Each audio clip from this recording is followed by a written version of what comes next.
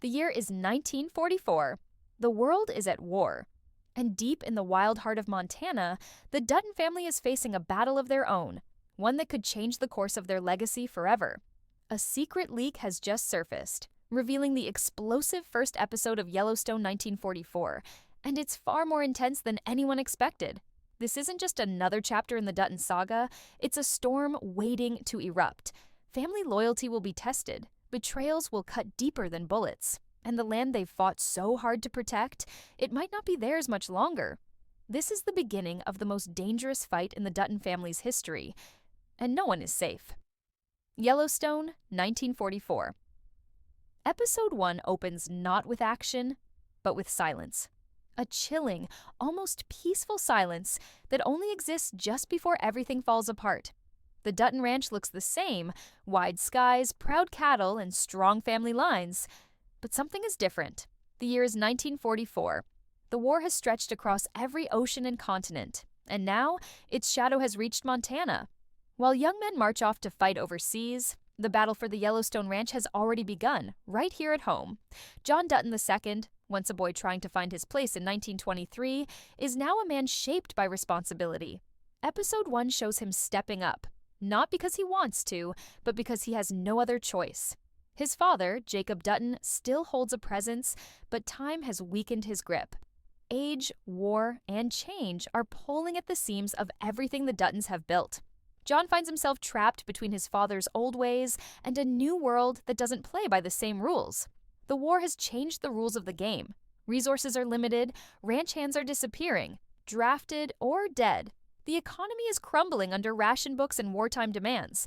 But the real threat isn't just the war, it's the people using it as cover. Episode 1 teases something dark growing in the shadows. Outsiders with polished shoes and fake smiles, men with briefcases instead of rifles. They're not coming to take the land by force. They're planning to buy it out from under the Duttons. Quietly, legally, ruthlessly. These aren't obvious enemies. There are no open attacks, no gunfights on horseback. Instead, we hear whispers, see letters exchanged, deals made in smoke-filled rooms miles away. The Dutton family doesn't even know they're under attack yet. But viewers do, and that's where the tension builds. This is a slow burn with a dangerous heat, where the silence says more than any shout could. At the center of it all is John Dutton II. His struggle is more than physical. It's emotional, moral, and deeply personal. He's expected to lead, but even he doesn't know what kind of leader he wants to be. Episode 1 shows him standing in fields that once felt like home, now questioning if this land is still worth the cost. The ghosts of war, of family, of legacy, they're all crowding around him, waiting for him to choose. Fight like his father, or adapt and risk losing who he is. And then comes Evelyn Dutton, John's cousin. Smart, sharp, and ambitious. She's not interested in waiting for men to save the family. She sees the threat coming and wants to face it head on. But her way is different, more ruthless, more strategic. Episode 1 introduces her as a power player who's not afraid to challenge tradition, or even John himself. You can feel the friction between them from their very first scene. It's not just about the ranch, it's about who gets to control the future of it. By the end of the first section of Episode 1, the ranch is still standing. The cattle still roam, the family still sits around the table, but the cracks are forming. You can feel them, thin and quiet for now. There's no explosion, no chaos, just a rising tension in every word spoken, every glance exchanged. The feeling that something is about to break. And when it does, the Duttons won't just be fighting to protect their land, they'll be fighting to survive each other. As Yellowstone 1944. Episode 1 continues, the story deepens, and so does the danger. By now, it's clear. This is not a battle fought with fists or rifles. It's a different kind of war, one fought with contracts, whispers, and well-dressed men hiding knives behind their smiles. And worst of all, some of those enemies are already inside the gates of the Yellowstone Ranch. This section of the episode pulls the curtain back on a terrifying truth. The war isn't just happening overseas. It's happening here, on American soil, in boardrooms, courtrooms, and inside the Dutton family's own home. The battlefield may not look like Normandy or the Pacific, but the stakes feel just as high, maybe even higher. We see John Dutton II trying to keep everything together. On the outside, he wears the face of a leader, calm, in control, determined. But inside, he's unraveling. Every decision weighs on him. Every choice feels like the wrong one. And the pressure only grows as outside threats start creeping closer. One of those threats comes dressed as a friend, Walter Blackwell. He enters the episode with charm, a handshake, and a story of his time in the military. He's calm, polite, even helpful, a veteran looking for a new start. But as the minutes pass, you start to feel something off, something underneath his polished exterior. He's watching too closely, asking too many questions. He says the right things, but they land a little too perfectly. And then you realize Walter Blackwell didn't stumble onto the Yellowstone ranch. He came with a purpose. Blackwell is a man with connections, powerful ones. He's not here to raise cattle.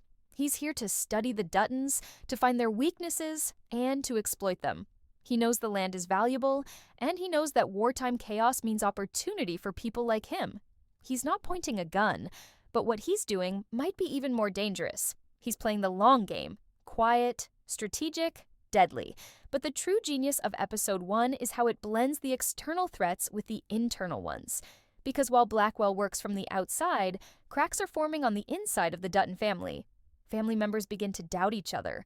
Old resentments bubble to the surface. And for the first time, we see something that's more terrifying than any outside enemy: betrayal from within. There's talk behind closed doors, arguments not meant to be heard, ranch hands who've been with the family for years suddenly acting differently, more cautious, more secretive. Some of them are tired of struggling, tired of sacrificing, tired of the Dutton name coming before everything else. And slowly, it becomes clear, not everyone wants to fight for the ranch. Some would rather cash out. These small betrayals are like sparks in dry grass, quiet at first, but dangerous.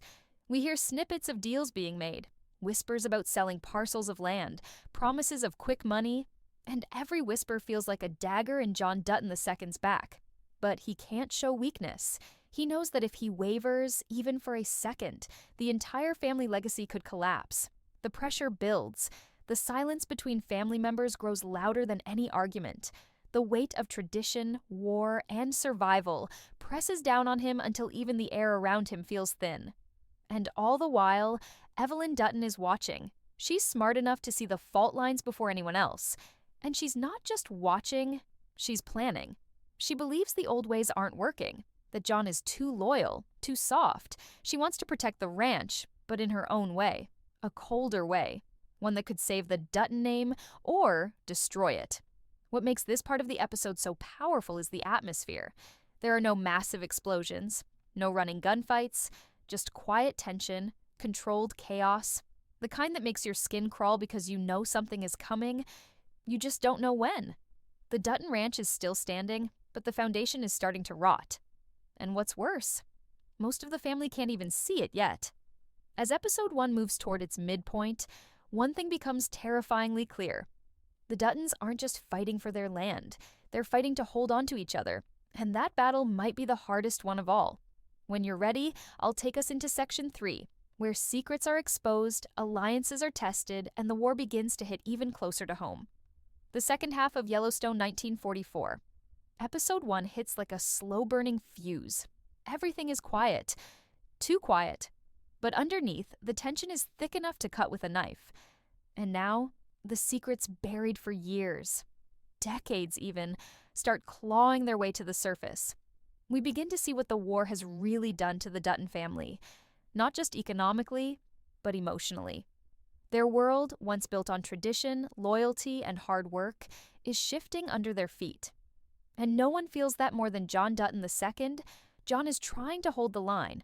But how do you lead a family when every member is slowly drifting in a different direction? One brother thinks the war is an excuse to sell off land. A cousin is whispering about bringing in outsiders to modernize the ranch. And worst of all, John starts to suspect that someone close to him is leaking information, someone feeding intel to Walter Blackwell. It's the ultimate betrayal, and it sends him spiraling into a storm of paranoia and self-doubt. Episode 1 doesn't give us a clear answer just yet, but it drops enough clues to make you second-guess everyone. A knowing glance here, a hushed conversation there, and suddenly, every character feels like a suspect. The ranch is still standing, but trust? That's what's really in short supply. Amid this rising tension, we get our first real look at the emotional toll the war has taken on Spencer Dutton. He returns to the screen haunted. The once proud and adventurous man from 1923 is now a shadow of himself. His eyes carry the weight of grief, of battles lost, both on the front lines and in his personal life. The loss of his wife, Alex, has left him hollow, and when he arrives back at the ranch, he's not welcomed with open arms. Instead, he's met with uncomfortable silence. Half the family sees him as a broken man. The other half, as a threat to John's leadership.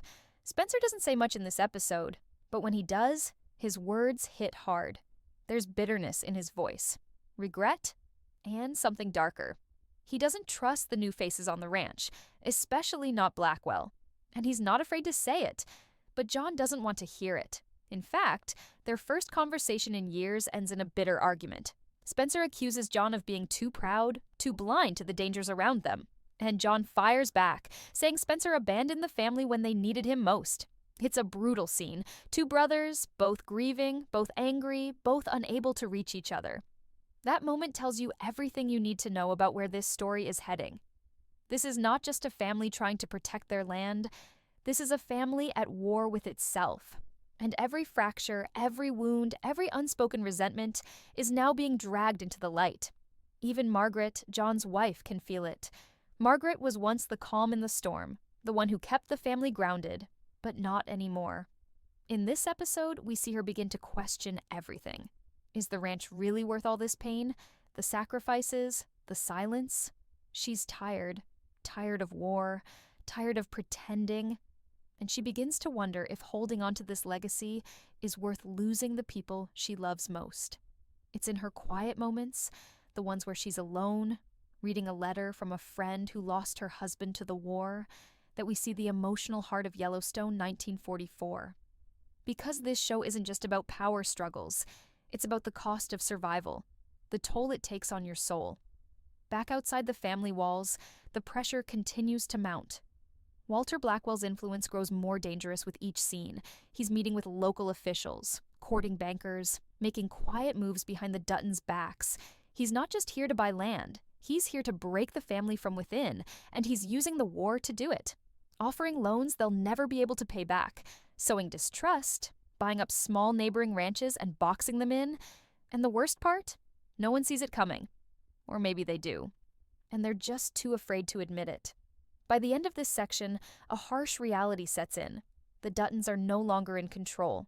Not of the land, not of their future, and definitely not of each other.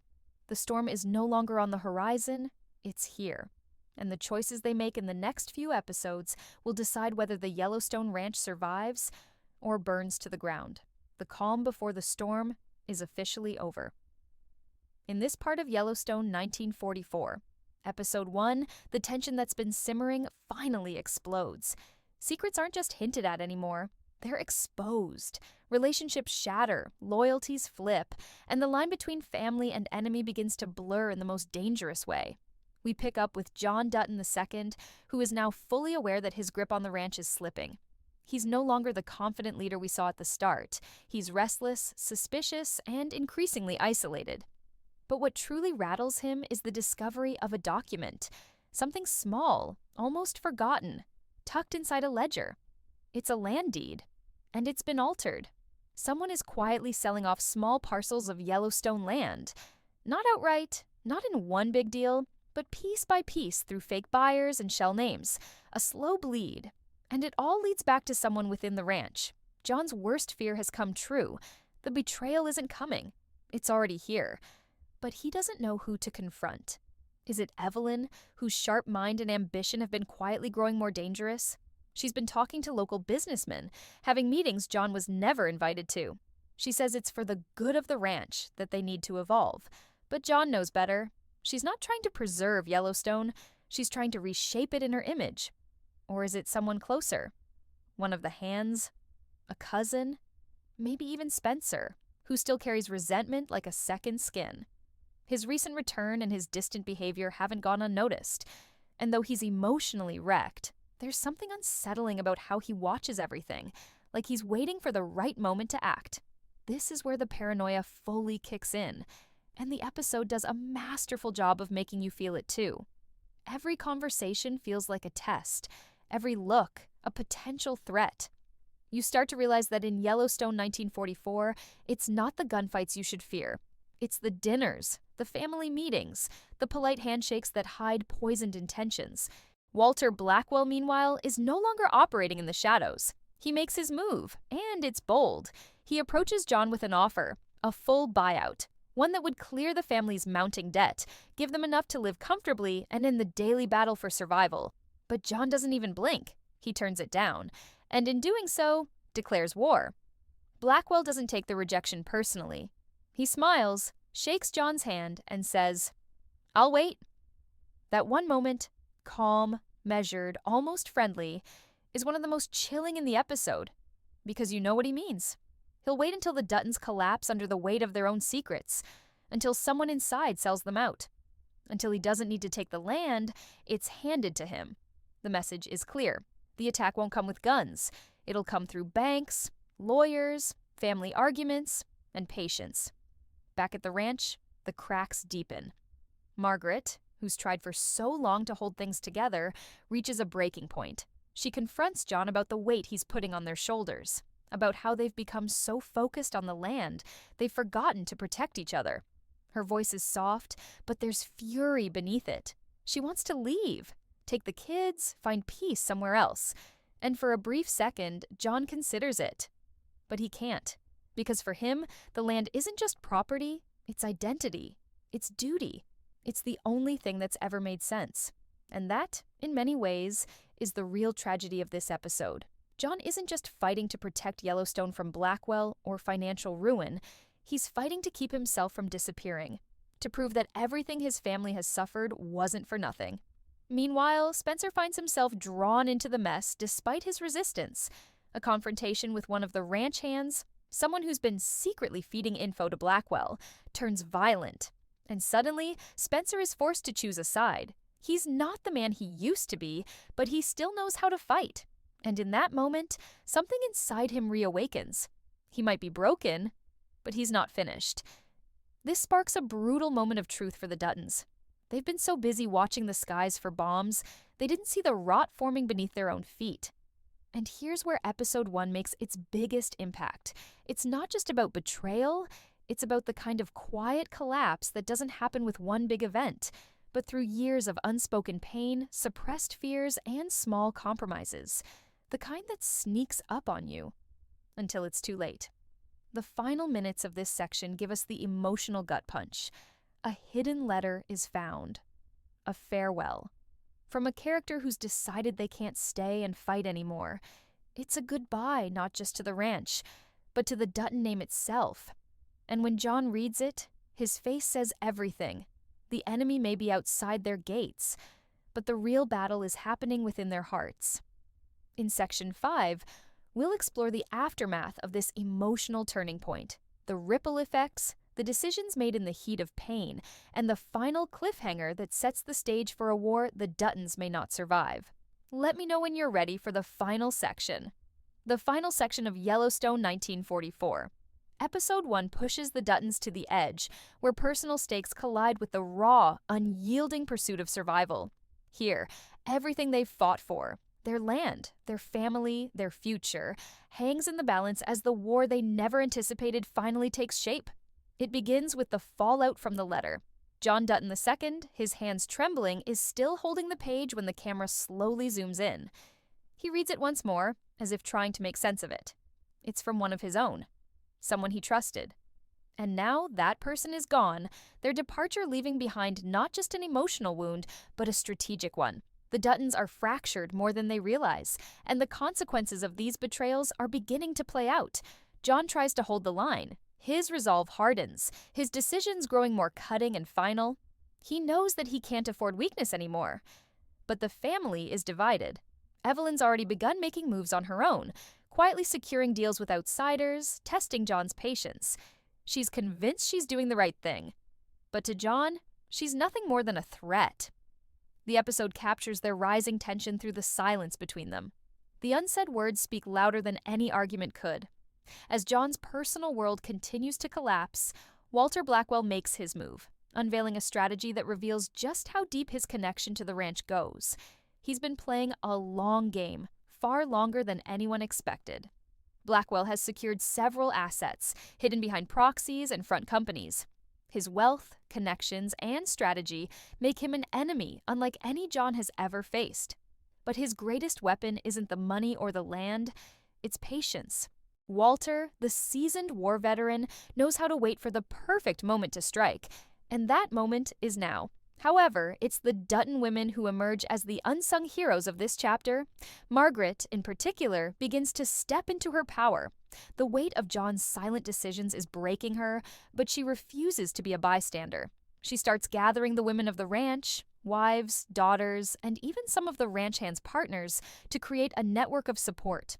They're no longer just caretakers, they're fighters. And as the men face their internal conflicts, the women form a quiet resistance. They don't take up arms, but they take control. They begin to gather intelligence, watching for any signs of Blackwell's influence or Evelyn's covert dealings. This leads to one of the most gripping moments of the episode. Margaret confronts Evelyn, their conversation raw, unfiltered, and tense. What began as a quiet disagreement between two strong-willed women transforms into a battle for the soul of the Dutton family. Margaret's fear isn't just for the ranch, it's for what they've become, and she's not afraid to speak her mind. Her words, full of fire and regret, force Evelyn to make a choice, to step fully into the world of power and deception, or to remember the family she swore to protect. The clock is ticking. With every decision, the Duttons are running out of time to mend their relationships and safeguard their legacy. The land isn't just a patch of earth, it's the symbol of everything they've built. The ultimate question looms larger. Will the Duttons hold onto the ranch, or will they lose everything they've ever known? The final moments of Episode 1 leave us with an unshakable feeling of impending doom. Just as John Dutton II prepares for the inevitable fight, a quiet meeting unfolds. It's a clandestine conversation between Walter Blackwell and an unseen partner. The words exchanged are cryptic, but the meaning is clear. Blackwell isn't just after land. He's after something much more powerful. The Duttons' pride, their stubbornness, and their fear of change will be their undoing. John stands alone on a hill overlooking the ranch, the sprawling land that has defined his family for generations. The sky is heavy, thick with the weight of a storm that seems to mirror the one brewing within the family. For a moment, he allows himself to feel the weight of everything, of the land, of his father's legacy, of his own failures.